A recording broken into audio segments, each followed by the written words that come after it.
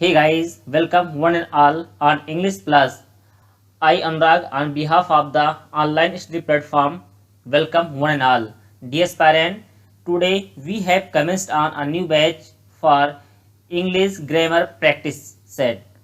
Dear parent, आज हमने English grammar के लिए प्रैक्टिस सेट का एक नया बैच लॉन्च किया है जो 1997 टू 2021 तक एसएससी के द्वारा डिफरेंट क्वेश्चन सब्जेक्ट और पेपर में पूछे गए हैं। चाहे वो सीजीएल के हों, वो 10+2 के हों, वो एलडीसी के हों, सभी सेट को हम करने का प्रयास करेंगे। It is beneficial also for TGT, PGT and bank aspirants. ये उन बच्चों के लिए भी उपयोगी है जो तैयारी कर रहे हैं बैंक के लिए भी। चलिए हम प्रारंभ करते हैं 2015 का सीजीएल का पेपर। स्टार्ट करते हैं, टाइम को थोड़ा ध्यान में रखते हुए। फर्स्ट क्वेश्चन क्या है, यहाँ प्रयास क्या करना है कि जो इडियम्स या फ्रेजेस दिए गए हैं, इन इडियम्स और फ्रेजेस का एक वास्तविक अर्थ क्या होता है उसी को प्रारंभ करना, लिखना। He usually goes to bed very early and rise with the lark. Question number 1 याद रखिएगा डियर एस्पायरेंट, हम प्रत्येक दिन शाम को 8 बजे टेस्ट लेते हैं और उस टेस्ट में जो भी टेस्ट होता है उसी का प्रैक्टिस सेट हम यहाँ पर सॉल्व करते हैं। That is the only interpretation of that text. He usually goes to bed very early, वो शाम को जल्दी ही सोने के लिए जाता है। And rise with the lark, rise with the lark का मतलब होता है बहुत ही सुबह उठ जाना। सुबह सुबह, सुबह सुबह क्या हो जाएगा, very late, after sunshine, at midnight, very early. तो राइज विद द लार्क मतलब सुबह सुबह में, भोर में ही, दैट इज वेरी अर्ली, बहुत ही सुबह में ही। Second question, there attempt to get back the stolen necklace prove to be a wild गोल्ड चीज। उनका प्रयास जो था कि जो खोया हुआ नेकलेस था, किसी का एक नेकलेस खो गया था और उनका प्रयास था कि नेकलेस को कैसे पाया जाए। उनका ये जो प्रयास था, it was a wild good chase. Wild good chase का मतलब होता है निरर्थक या असफल प्रयास करना, बार बार प्रयास करना लेकिन उसको ना पाना। दैट इज वाइज डिसीजन, बुद्धिमान निर्णय।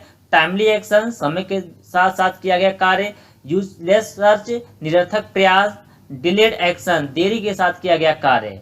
तो क्या होता है, अ वाइल्ड गुड चेज का मतलब होता है निरर्थक प्रयास, इसका हो जाएगा useless search.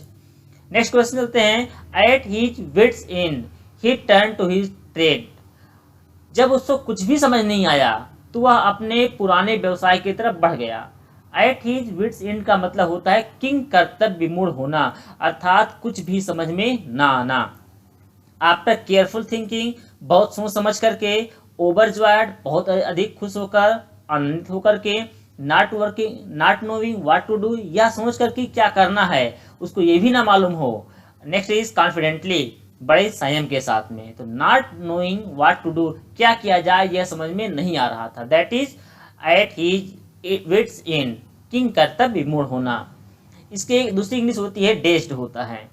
When it comes to dancing he is all thumbs. जब नाचने या नृत्य करने की बात आती है तो he is all thumbs. All thumbs का मतलब हो जाता है बेतरतीब, बेढंग से एकदम।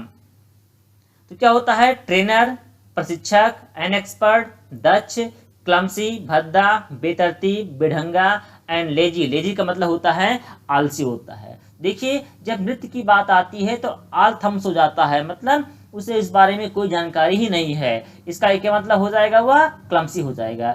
डियर पेरेंट, जहां हम लोग ऑल थम्स के बारे में पढ़ रहे हैं तो ऑल थम्स क्या होता है, एक फ्रेज है जिसका मतलब होता है कि काम करने में जो बेढंगा है। इसी के साथ में एक दूसरा एक फ्रेज होता है जिसको हम लोग बोलते हैं all Greek. All Greek, all Greek का मतलब होता है अनजान। जैसे हमको हिंदी आती है, इंग्लिश थोड़ा टफ लगता है, ये बताइए लैटिन या ग्रीक लैंग्वेज पढ़ेंगे तो यह थोड़ा और टफ हो जाएगा, इसलिए हम लोग कहते हैं ऑल ग्रीक। ऑल ग्रीक का मतलब होता है पूर्णतः एकदम अनजान हो जाता है। इसी प्रकार से एक दूसरा वाला फ्रेज होता है उसको हम लोग बोलते हैं ऑल ईयर्स। ये फ्रेज जो ऑल ईयर्स होता है इसका मतलब होता है कि जो सुनने के लिए बहुत ही लालायित हो। जैसे इंग्लिश प्लस द्वारा कोई वीडियो लॉन्च किया गया, कोई वीडियो अपलोड किया गया तो बड़े ध्यान से कोई सुनने का प्रयास कर रहा है, जिससे आप सुनने का प्रयास कर रहे हैं। That is all years. इसका मतलब सुनने के लिए पूरी तरह से उत्सुक होना। और इसी प्रकार से एक दूसरा फ्रेज होता है इसको हम लोग बोलते हैं ऑल मून साइन। एक दूसरा फ्रेज होता है इसको बोलते हैं all moonshine. All moonshine का मतलब होता है एक जब एकदम झूठी या भ्रामक बात। तो इन चारों फ्रेज को आप याद रखिएगा, एक के साथ आपको 3 फ्री मिल रहा है। आलथम का मतलब बेतरतीब, बेढंगा, जिसको कुछ मालूम ना हो। आल ग्रीक का मतलब होता है जो अनजान हो, जिसके बारे में आपको जानकारी ना हो। आल ईयर्स का मतलब होता है बड़े ध्यान लगा के किसी की बात को सुनना। और आल मून साइन का मतलब होता है जो एकदम झूठा बात हो या एकदम भ्रामक बात होती हो। समझ में आ गया क्या होगा इसका? क्लमसी हो जाएगा। फिर the day the new product was launch, वह दिन जिस दिन एक नया प्रोडक्ट लॉन्च हुआ। पीपल मेड अ बिलाइन, देखो मेक अ बिलाइन का मतलब होता है ना, कोई भी चीज आई है जैसे मार्केट में, तो उसके लिए भीड़ लगा लेना। अभी देखिए कोविड-19 का क्राइसिस चल रहा है, इसमें जैसे ही मालूम चला कि यहाँ पर वैक्सीन आ गई है, ये वैक्सीन सेंटर है यहाँ पर, लोगों ने भीड़ लगा दिया। फ्री में अनाज बट रहा है तो लोगों ने अनाज लेने के लिए वहां पर भीड़ लगा लिया। That is made a beeline. Made a beeline का मतलब होता है किसी चीज के लिए भीड़ लगा के एकदम खड़े हो जाना, टू परचेज इट, उसको खरीदने के लिए। तो क्या होगा? वह डाउटफुल, संदेह उनको था। रस्ट का ठीक वही मतलब होता है दौड़ भाग के इकट्ठे आ जाना। रिफ्यूज मतलब मना कर देना। वेंट ऑनलाइन चले गए, ऑनलाइन जा ही नहीं, ऑनलाइन जाएंगे तो भीड़ लगेगी ही नहीं। मेड अ बिलाइन का मतलब हो जाता है किसी चीज के लिए भीड़ लगा के खड़े हो जाना, दैट इज रस्ट। ये आपके क्वेश्चन नंबर 5 कंप्लीट हो गया। अब क्वेश्चन नंबर 6 टू 10 जो दिया गया है, इस वर्ड में करना क्या है? इसमें जो आपको दिया गया है, अब उस वर्ड में आपको 4 अल्टरनेटिव दिए गए हैं, जो विशेष रूप से इसको सब्स्टिट्यूट कर सकता है, उसको लिखना है। जैसे रिकरेंट का मतलब बारंबार, लगातार। कंपल्सिव का मतलब अनिवार्य होता है, जैसे हम लोग कहते हैं ना कंपल्सरी है, यह क्वेश्चन कंपल्सरी है, दैट इज अनिवार्य। अर्ज का मतलब होता है विनम्र निवेदन करना, तो बार बार विनम्र निवेदन करना, अनिवार्य रूप से विनम्र निवेदन करना, किसके लिए? टू स्टील, चुराने के लिए। मतलब एक व्यक्ति जो होता है वो चोरी करने के लिए महारथी हो या चोरी करना चाहता है, मतलब चुराने के लिए, किसी चीज की स्टीलिंग के लिए दिया गया हो। तो कौन सा वर्ड हो सकता है? निमोनिया। एक तरह बीमारी है। निमोनिया की स्पेलिंग आप याद कर लीजिएगा, वन वर्ड सब्स्टिट्यूशन के लिए। Next one is nymphomania. ये निम्फोमेनिया का मतलब होता है महिलाओं में जो प्रेम के प्रति अत्यधिक जो लगाव होता है, that is nymphomania. Next one is insomnia. Insomnia का मतलब होता है नींद में चलने की बीमारी या अनिद्रा होता है, नींद का ना आना। And next last is kleptomania. Kleptomania का मतलब होता है स्टीलिंग थिंग्स, चोरी करने के लिए। याद रखिएगा अभी क्वेश्चन में आया था जिसमें चोरी करने की प्रवृत्ति होती है, बार बार चोरी करने की प्रवृत्ति होती है, उसे क्या बोलते हैं? क्लेप्टोमेनिया। मैनिया का मतलब एक तरह से प्रेम या लगाव हुई होता है, और फोबिया का मतलब होता है घृणा या दूरी, या हम लोग कह सकते हैं डर। फोबिया दैट इज डर होता है। एक्ट ऑफ इंज्यूरिंग अदर्स रेपुटेशन, किसी की प्रसिद्धि, किसी की ख्याति को चोट पहुंचाना। बाई एन स्लैंडरस, स्लैंडरस का मतलब होता निंदनात्मक या मिथ्या निंदक। किसी का जो स्लैंडरस वर्ड दिया गया है, स्लैंडर का मतलब होता है निंदा करना। कम्युनिकेशन, बातों के द्वारा। किसी की आप निंदा करते हैं और उसकी निंदा करते हैं कैसे? अलग अलग बात करते हैं, अरे ये ऐसा है, वो ऐसा, अरे एकदम बेकार है, उसके पास मत जाना। तो बातों के द्वारा उसकी झूठी तरह से प्रशंसा करना, मतलब उसकी निंदा करना, उसे क्या बोलते हैं? एक होता है ऑर्केस्ट्रेशन। ऑर्केस्ट्रेशन का मतलब निकालिए आप, देखिए ऑर्केस्ट्रा होता है, ऑर्केस्ट्रा से बना है। तो ऑर्केस्ट्रा मतलब जहाँ पर एक रंगमंच होता है, रंगमंच पर कुछ कलाकार अपनी प्रस्तुत देते हैं, अभिनय देते हैं, तो वही ऑर्केस्ट्रन है जो संगीत संबंधित है। नेक्स्ट सी ऑप्शन है एब्रेशन दिया गया है।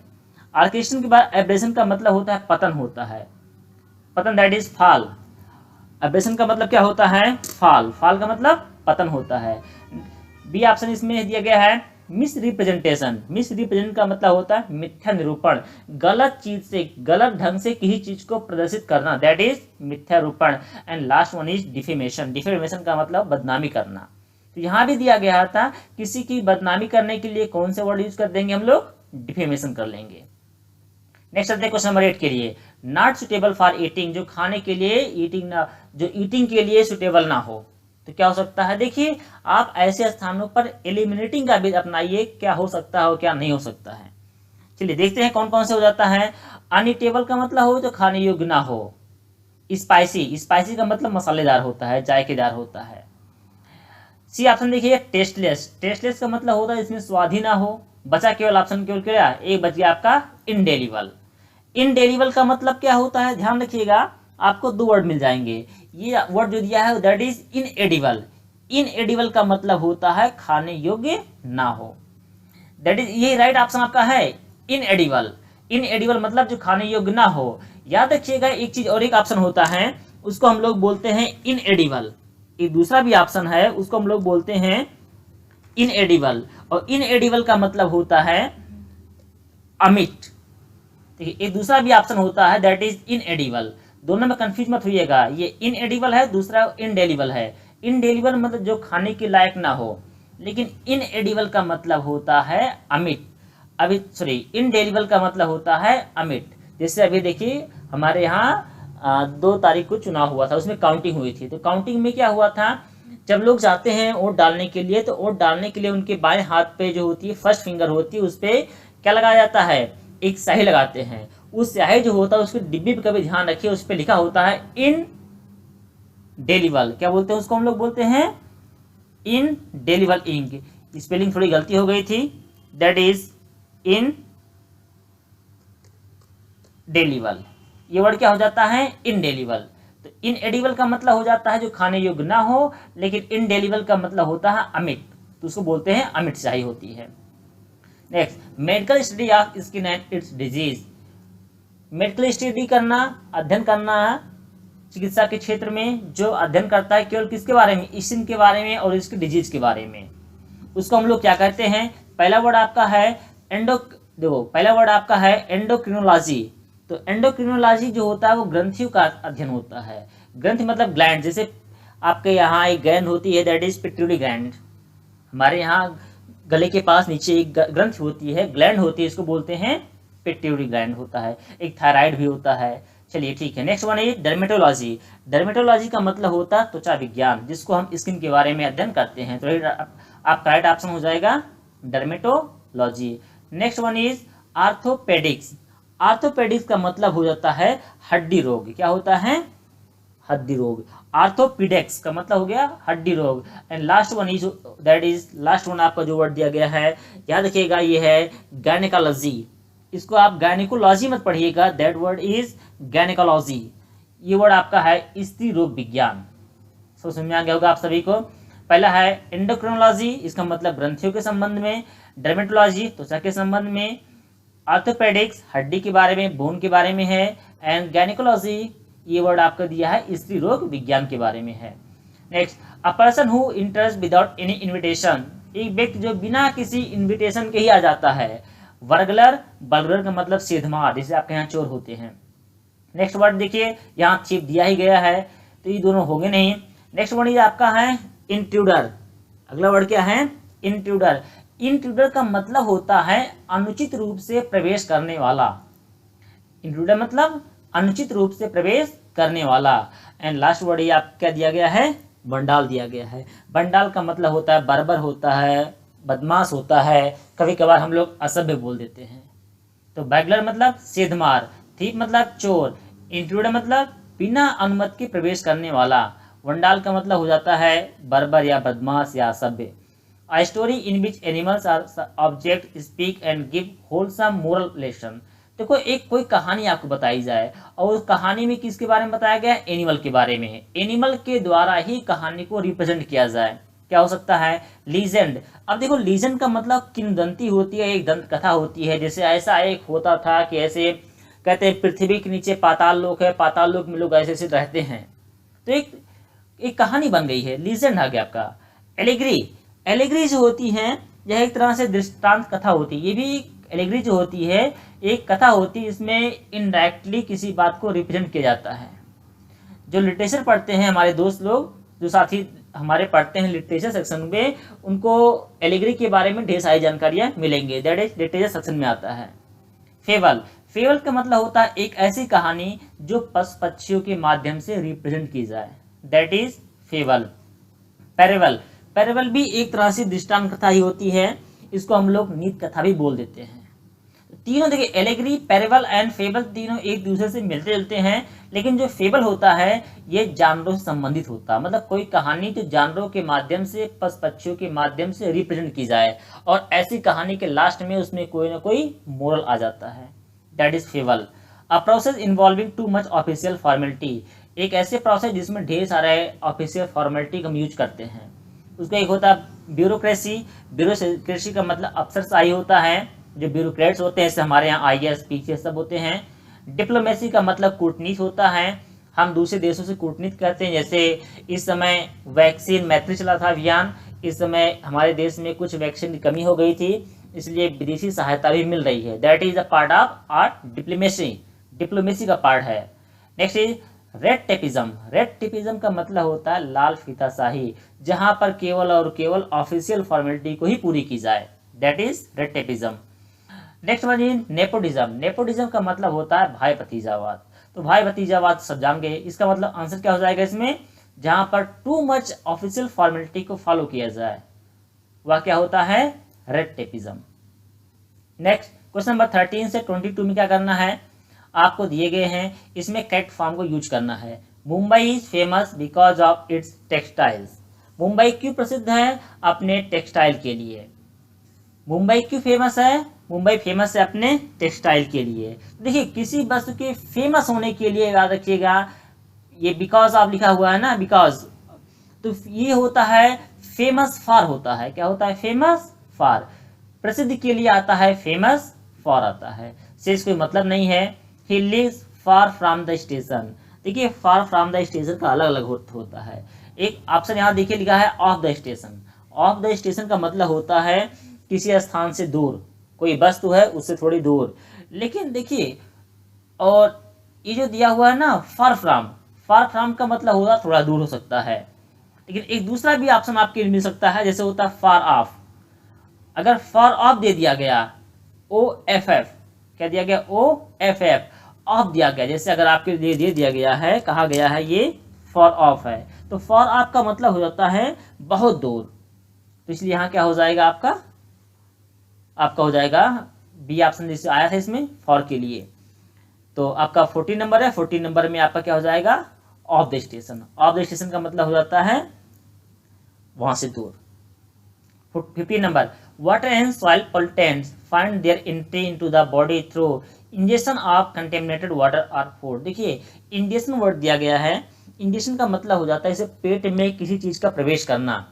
तो कंटेमिनेटेड जो दूषित जल है या भोजन है, उसके सहायता से कुछ हमारे शरीर में चीजें आ जाती है, जैसे मिट्टी या धूल के कण आ जाते हैं। यहाँ पर देखिए कोई भी चेंज नहीं होने वाला है, तो 15 वाले में कैसे हम यूज कर सकते हैं, इसमें हमें कोई भी चेंज नहीं करना है। इंजेक्शन वर्ड जो दिया गया है वो सही वर्ड दिया गया है, इंजेक्शन या डाइजेशन नहीं होता है। 60 number, drinking tea is an English habit. चाय पीना जो होता है ये इंग्लिश हैबिट, इंग्लिश का मतलब होता है अंग्रेज लोगों की आदत है। अब देखिए यहाँ बड़ी अच्छी चीज दी गई है, देखिए हैबिट, हैबिट का मतलब क्या होता है, आदत। इसी को रिप्लेस करना है, क्या है, improvement, no improvement. Second option custom, custom का मतलब होता है रिवाज। कस्टम मतलब क्या होता है, रिवाज।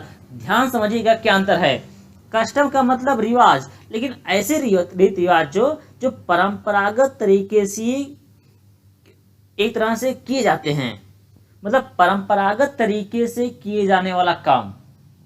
कस्टम का मतलब हुआ परंपरागत तरीके से किए जाने वाला काम।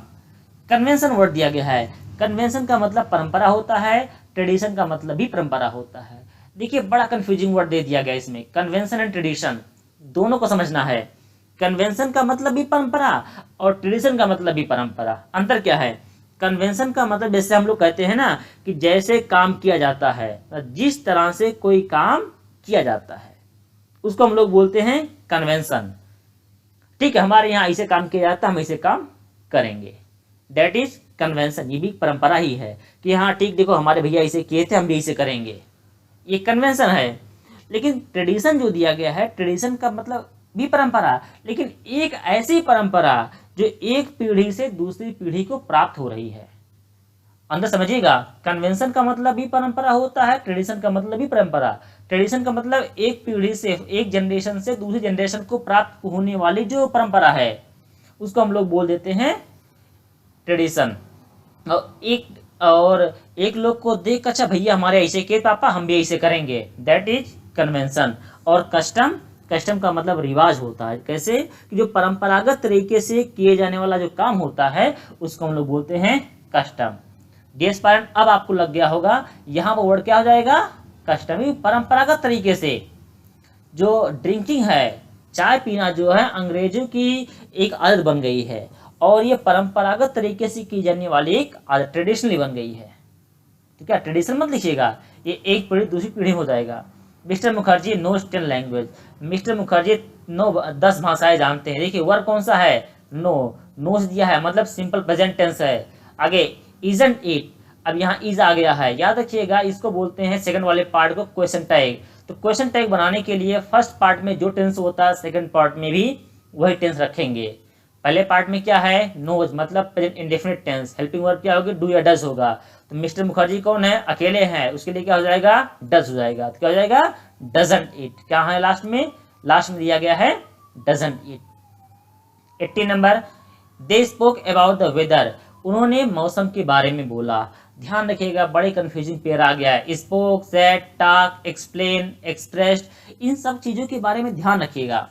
देखिए स्पोक क्या होता है, स्पोक का मतलब क्या होता है, सेड का मतलब क्या होता है। देखो स्पोक का मतलब जो होता है उसका मतलब होता है टू से इन ऑर्डिनरी वे, कोई चीज सामान्य तरीके से कही जाएगी, दैट इज स्पोक। समझिए ध्यान से, जब कोई चीज सामान्य तरीके से कही जाएगी उसको हम लोग बोलेंगे स्पोक बोलेंगे। पहला वर्ड इसमें दिया गया है सेड, सेड का मतलब हो जाता है किसी चीज को कहना, कोई चीज कही जाती है लेकिन उसको एसर्ट किया जाता है, किसी चीज को कहेंगे लेकिन उसको एसर्ट करके करेंगे। एक बात याद रखिएगा, जो से आता वर्ड आता है ये अपने साथ में टू भी लेता है, तो क्या जाता है, say to, says to, said to.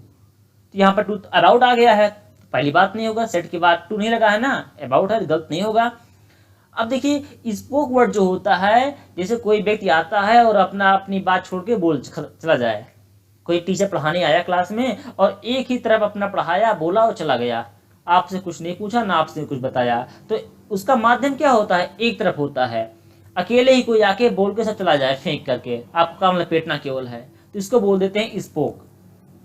क्यों, क्योंकि वहां पर डिबेट नहीं हुआ ना, आपने उससे कुछ पूछा ही नहीं तो डिबेट ही नहीं हुआ, इसलिए बोलते स्पोक। स्पोक जो होता है यूनिलेटरल होता है, एक साइड का होता है, इसमें दो लोग नहीं बोलते हैं, एक लोग बोलते हैं, काम खत्म, पैसा हजम। सेट के साथ टू आता है, लेकिन इसमें क्या होता है, वाक्य में जोड़ डालते हैं। अच्छा, एक दूसरा वर्ड भी आता है, टाक होता है। टाक का मतलब होता है किसी से बात करना, टाक का मतलब होता है किसी से बात करना।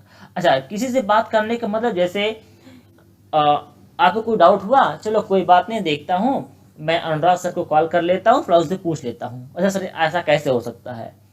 तो इसका मतलब होता है, टाक का मतलब स्पीक विद अदर्स, टाक का मतलब होता है स्पीक विद अदर्स। और अगला एक वर्ड आपको बताता हूँ, इसमें थोड़ा अलग है, यहाँ पर नहीं दिया गया है, वो वर्ड आपका है टेल। एक अलग वर्ड आपका है टेल। टेल का मतलब क्या होता है, एक सिंपल सा मीनिंग होता है, इसका मतलब होता है इन्फॉर्म करना। अब एक बात दोबारा समझ लीजिएगा, स्पोक, स्पोक में बोलने वाला एक ही व्यक्ति होता है, दूसरा वाला व्यक्ति को ध्यान सुनता है उसको, ये होता है स्पोक। या हम लोग कहते हैं टू से इन ऑर्डिनरी वे होता है।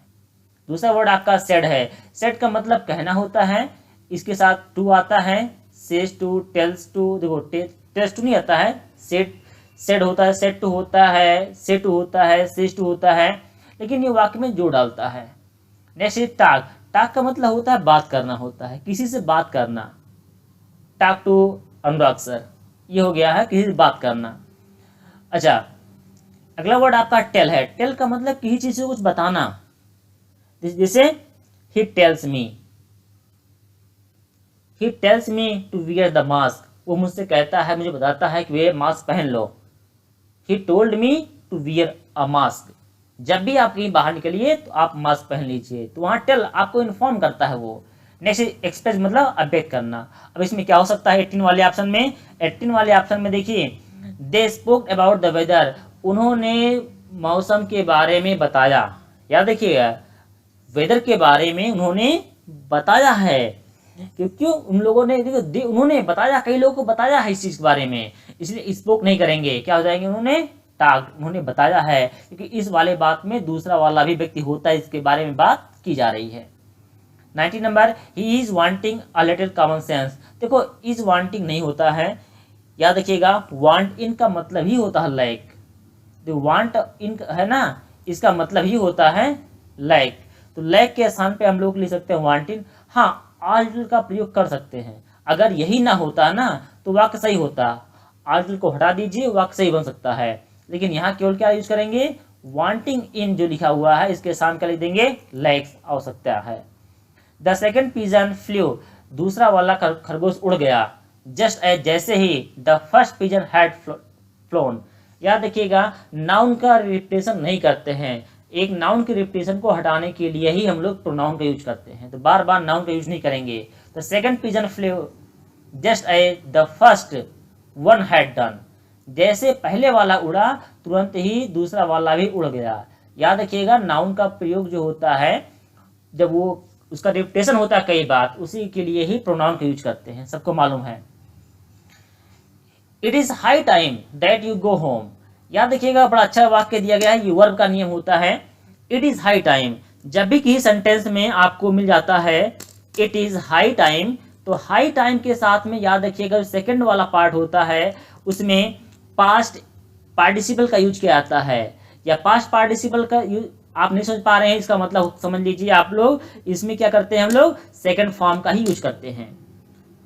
इट इज हाई टाइम दिया गया है सेंटेंस के एक पार्ट में, तो दूसरे वाले पार्ट में हम लोग मेन वर्ब की सेकंड फॉर्म का यूज करेंगे। इट इज हाई टाइम, ये फर्स्ट पार्ट हो गया। That you go home, you go home में गो को हटा देंगे, क्यों, क्योंकि ये फर्स्ट फॉर्म है, यूज क्या करना हमको, सेकंड फॉर्म यूज करना है। It is high time, no improvement, देखते हैं अभी आगे। वेंट, ये देखिए मिल गया आपको वेंट, तो गो के स्थान पे क्या हो जाएगा, वेंट हो जाएगा, ये आपका सही हो जाएगा। अच्छा, अब आगे चलते हैं।